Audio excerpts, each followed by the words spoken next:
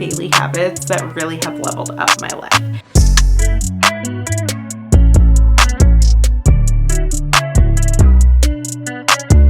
Hey friends, and welcome back to my channel, or welcome if you are new here. If you're new here, I'm Monet.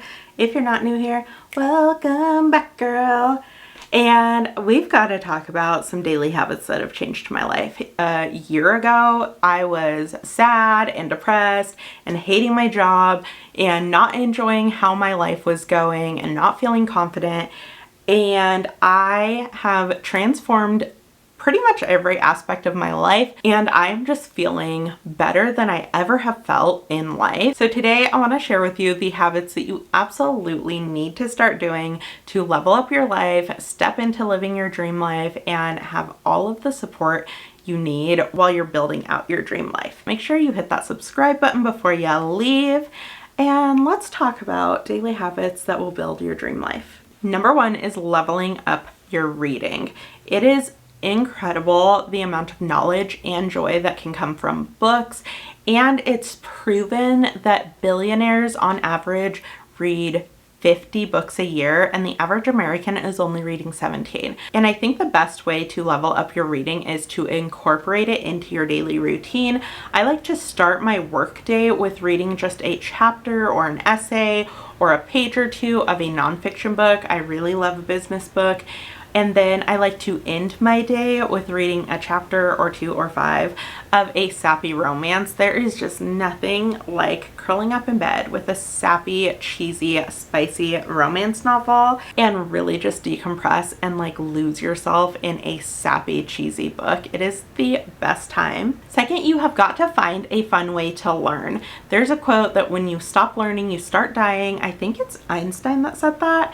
But it's so true. If you're not learning, what are you doing? And I think it's really common for a lot of us to just stop learning when we get out of school or once we've like nailed down the main task of our job. But when you're learning, it activates your brain to be open and receptive for new information, which can be ways that you can get downloads from the universe on leveling up your thinking, becoming more expansive, reprogramming your subconscious, all of those good things. One thing I'm learning this year is Finnish, and it is so hard. It's unbelievably hard.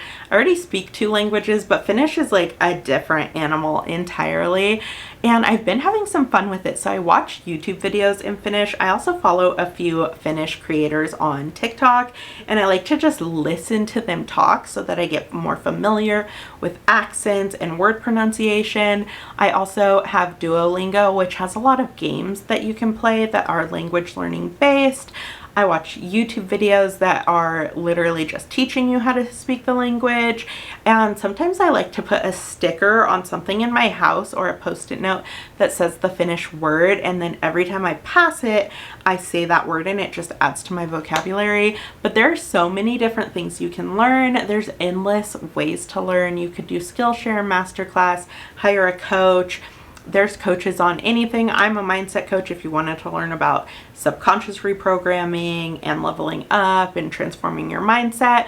But there's coaches for literally anything in this world. And learning really has brought like a new spice to my life. And if you wanted to learn Finnish and you wanted a buddy to practice with, you know, let a girl know, because there's not a whole lot of Finnish speakers in Arkansas. Third is gratitude, and I know you've heard it so many times, and trust me, when I was living a life that felt like work, hearing, oh, you should practice gratitude was so annoying, so I get it. There's a reason that really successful people talk about it so much. When you practice gratitude, you literally raise the resonance of your cells, which is the vibration of the atoms in your body, to a higher frequency, and that higher frequency makes you an energetic match to better things.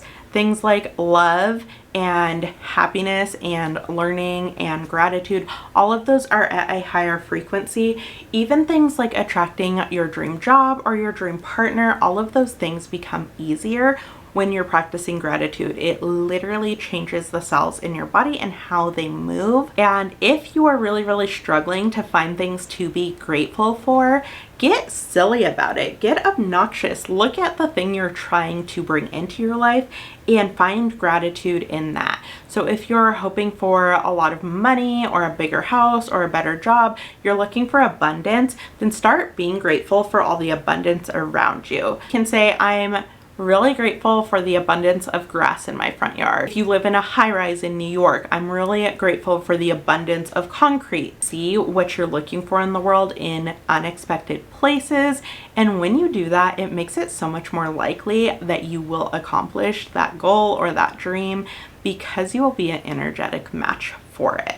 Next is soundtracking your life. You know, in the movies when the girl has like the little girly pop song and she's like walking down the street to a song, or she's driving and there's like the perfect car song, she's cooking and they have like Italian opera playing in the background. In the movie, it sets the tone for how you're supposed to feel about the scene. Even in scary movies, they have ominous music to let you know you're supposed to feel uneasy. You can literally do that in your life. I love to play a boss babe, like hot girl energy playlist when I'm getting ready, and I'm in there singing to the mirror while I'm getting ready, but it makes me feel like I'm that girl. And that is just the best way to start your day.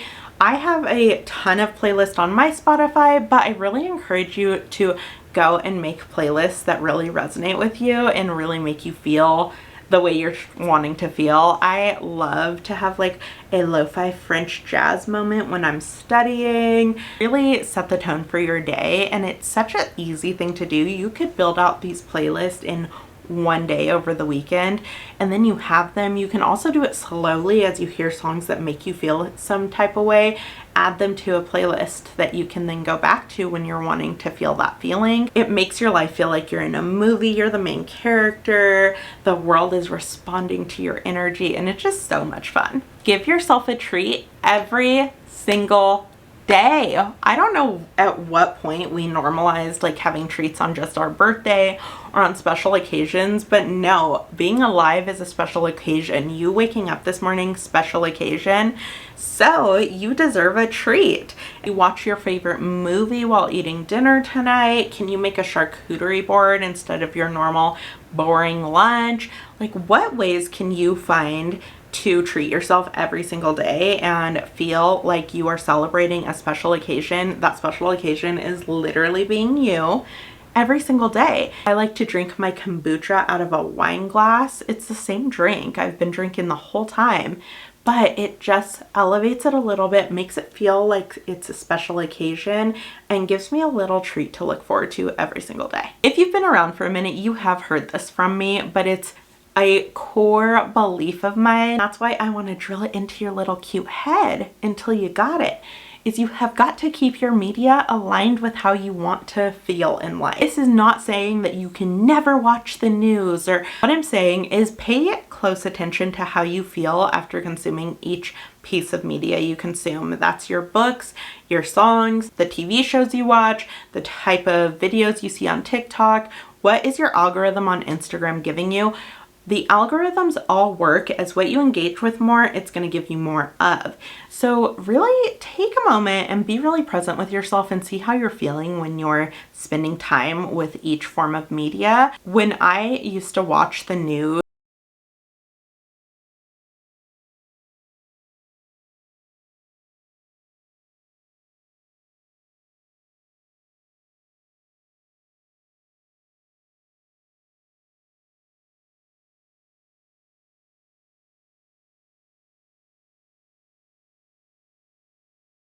for a piece of information, I will go and specifically search that. But I'm not going to read a big news article about something scary or something terrible that's happening in the world. I no longer follow people that make me feel bad about myself. And I am really, really particular, to the point where my mom and my husband both always say I'm so annoying about my algorithms. I am not watching something that is going to adjust the algorithm to show me things that don't make me feel good. I love seeing makeup tutorials. I love seeing wellness tips. I love seeing travel vlogs, but like I don't want to see weight loss tips all the time. That doesn't make me feel good about myself. So I just don't indulge in those, and pretty soon the algorithm just stops giving them to you because it knows that you're not going to watch them. Next tip is find a way to enjoy water. Here's how I enjoy my water. One, I need a cute cup. My spirit truly needs a cute cup for every beverage. For me, it's putting it in a simple modern tumbler with so much ice. I fill the ice up to like right here. It stays cold all day. I like to add a splash of green tea and a splash of apple cider vinegar. Even if you're not drinking like a gallon a day, if you're improving your water intake every day, that's great. Next is set a vibe for the spaces that you dwell in often. This is your workspace, your home. If you work from home, your home office space. And this doesn't have to be something drastic or expensive. I have a candle in the living room that I like to light when we're winding down for the evening and just spending time together. I had a cubicle. It was like a gray, fabric cubicle with like the worst lighting. Obviously, I asked my boss about doing this before I did it, but I went out and got wrapping paper like for a gift.